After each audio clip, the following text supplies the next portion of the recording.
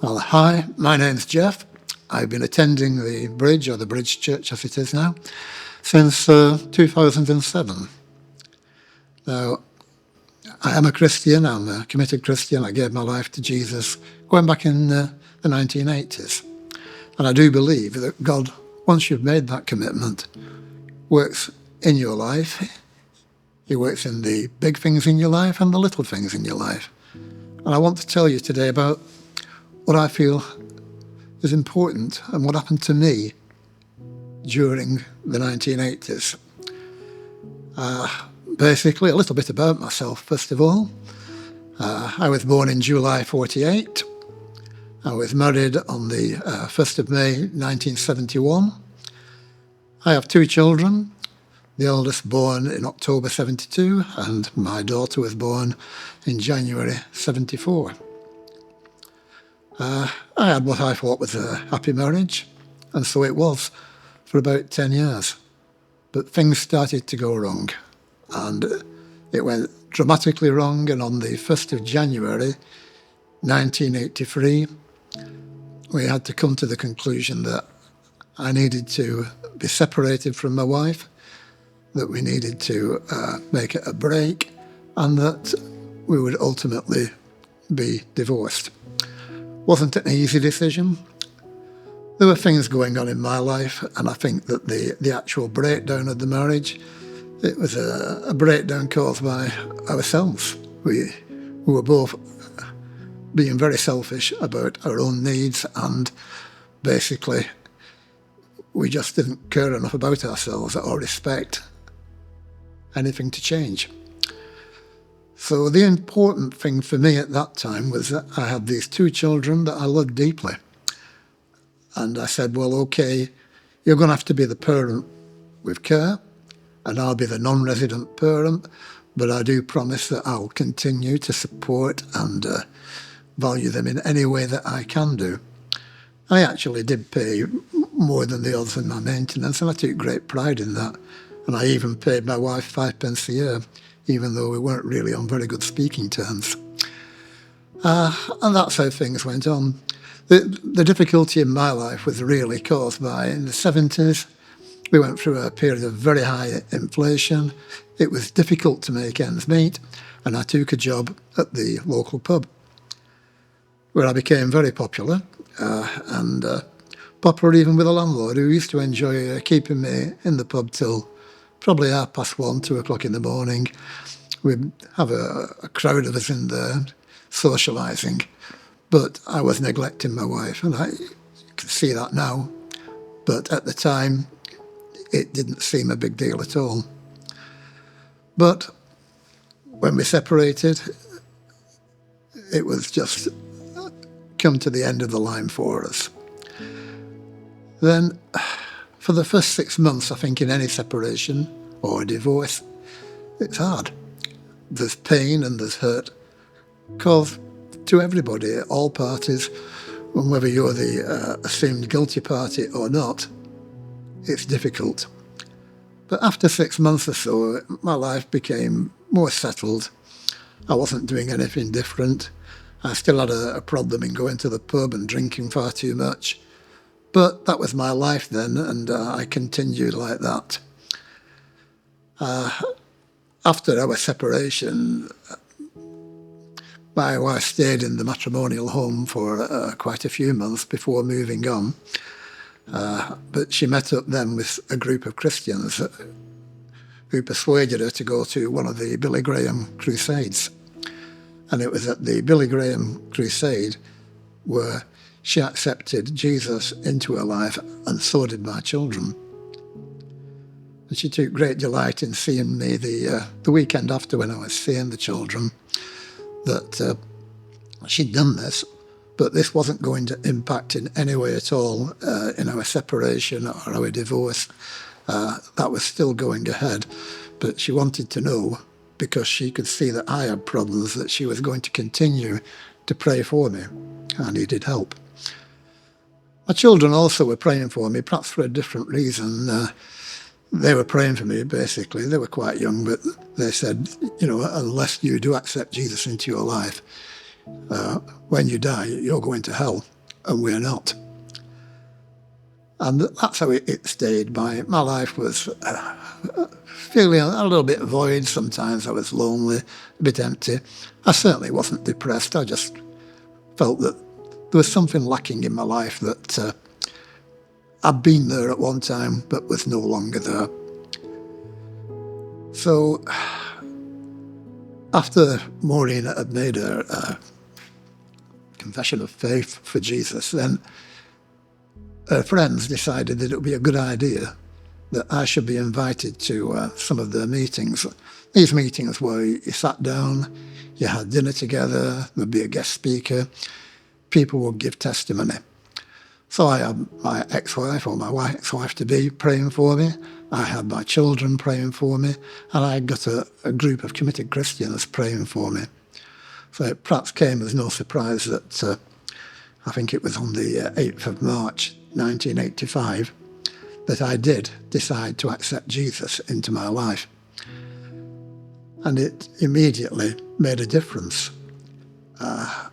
For about a month afterwards, I wasn't going to the pub, I wasn't drinking at all, and I was into the Word of God, I was into the Bible and enjoying it.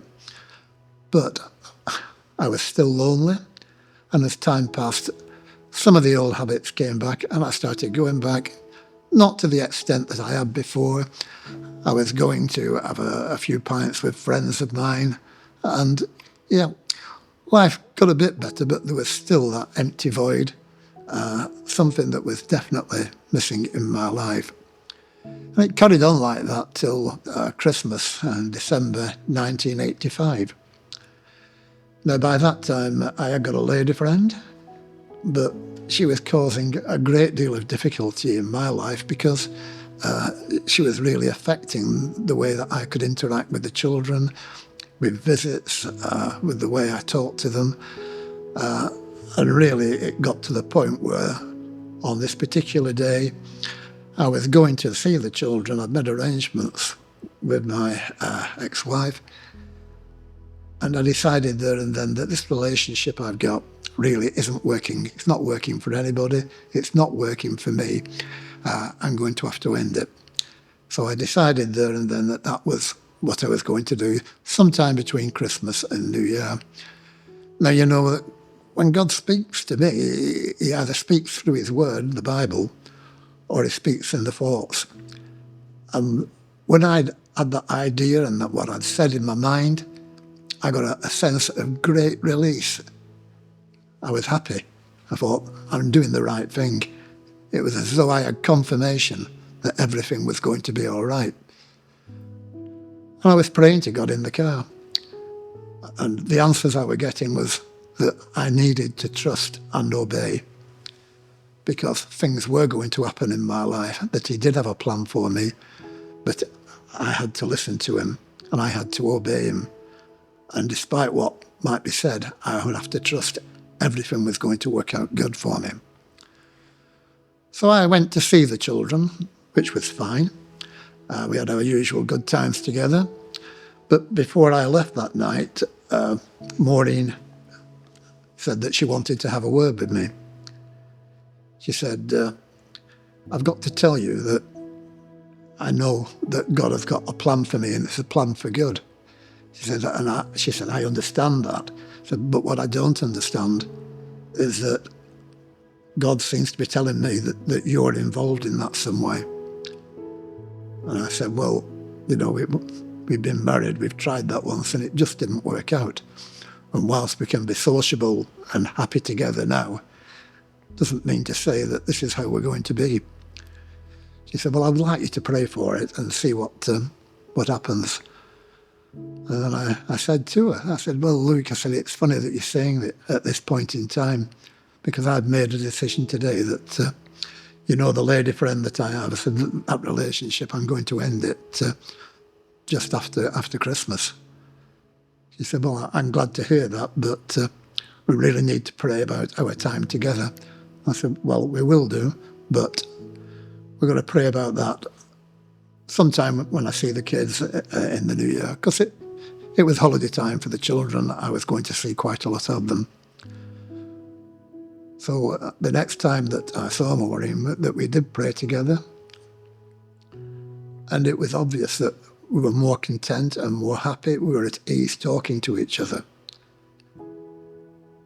And then we decided that, yeah, we've got to do more than that. We have to say what's on our hearts. And we probably have to ask forgiveness for the hurt and the unhappiness that we caused each other. And we did that. And from there on, we met regular, we met in prayer, we read our Bibles together, and everything was going on the right track. And I thought, well, that's fine, but is there sufficient feeling in that can form a proper relationship again with what was now my ex-wife? So during these meetings, I was praying for that and saying that, God, I'm open to what you're saying, but is it really going to work? And I kept getting trust, obey. I continued, and in a very short time, I noticed that the feelings that I had from Maureen were a lot different to what they'd been previously. And I was going initially to see the children, but I found that I wasn't just going to see the children. I was looking forward to seeing my ex-wife. And I was also looking forward to praying with her, to reading the Bible with her.